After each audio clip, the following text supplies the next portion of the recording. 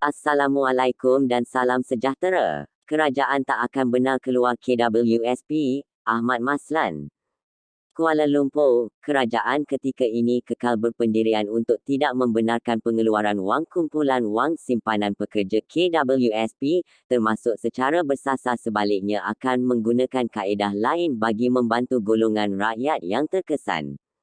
Timbalan Menteri Kewangan, Datuk Seri Ahmad Maslan, berkata kebenaran bagi pengeluaran KWSP sudah diberikan sebanyak 4 kali ketika pandemik COVID-19 sebelum ini dan negara yang melakukan perkara sama turut tidak lagi membenarkan pengeluaran wang caruman itu. Katanya, berdasarkan rekod, seramai 6.7 juta atau 51.5% pencarum di bawah usia 55 tahun kini mempunyai simpanan RM10,000 dan ke bawah. Saya kira dalam belanjawan 2023 yang akan dibentangkan Jumaat ini, sebagaimana yang dijanjikan Perdana Menteri, Datuk Seri Anwar Ibrahim, ada kaedah lain untuk membantu kumpulan ini. Apabila kita melihat kepada angka, mereka yang layak untuk membuat pengeluaran sebenarnya mereka tidak mahu keluarkan pun, masalahnya bagi yang sikit simpanan, makin sikit pengeluaran untuk dilakukan. Walaupun mereka akan ada gaji, tapi struktur gaji di Malaysia ini adalah rendah. Kita ingin pastikan rakyat berpendapatan tinggi, maka KWSP mereka merentas kaum juga akan tinggi dan ini antara perkara utama yang ingin kita lakukan, katanya.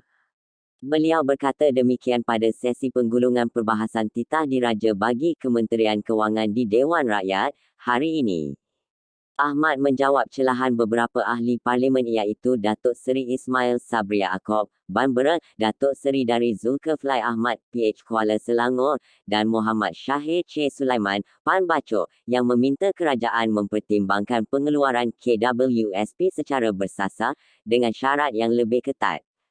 Sementara itu, Ahmad Maslan berkata Malaysia dijangka tidak akan mengalami kegawatan ekonomi pada tahun ini, berdasarkan momentum pertumbuhan ekonomi Malaysia yang masih kekal positif, terutama disokong permintaan domestik yang stabil, khususnya perbelanjaan swasta.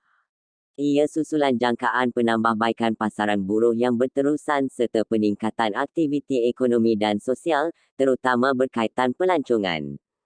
Katanya, Fitch Ratings turut mengekalkan penarafan kredit negara pada tahap BBB+ dengan tinjauan stabil pada 2023.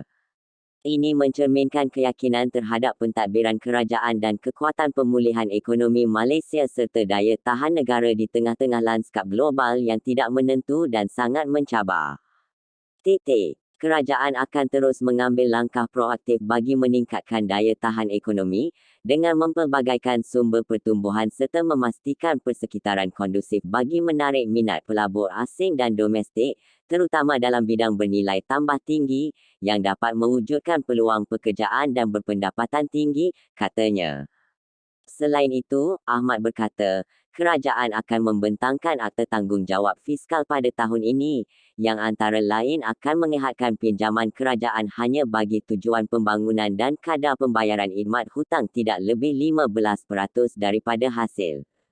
Dari segi tanggungjawab fiskal, kita tidak boleh meminjam untuk membayar gaji atau perbelanjaan mengurus OE, dan kita hanya meminjam untuk membayar perbelanjaan pembangunan Itu adalah garis panduan fiskal. Sama ada akan berlaku pinjaman selain untuk pada masa akan datang, itu kita akan lihat dan cuba untuk mengelakkannya dan sebab itu, kita akan membentangkan akta tanggungjawab fiskal, katanya. Beliau menjawab celahan Datuk Seri Johari Abdul Ghani, Ban Titiwangsa, mengenai kemungkinan kerajaan akan menggubal undang-undang yang akan membolehkan pinjaman dibuat bagi menampung OE, berikutan pendapatan kerajaan tidak berganjak, sedangkan OE meningkat. Terima kasih, jangan lupa like, komen dan subscribe.